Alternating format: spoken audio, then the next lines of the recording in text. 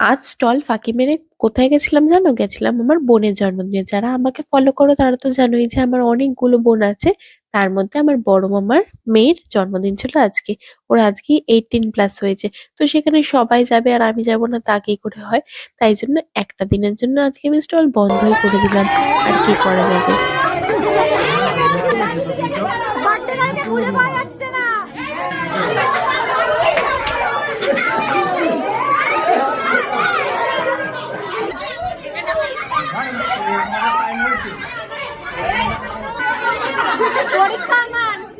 কালকে পরিবেশন করতে হচ্ছে, একটু কাজ কর কাজ। ম্যানিকুইন।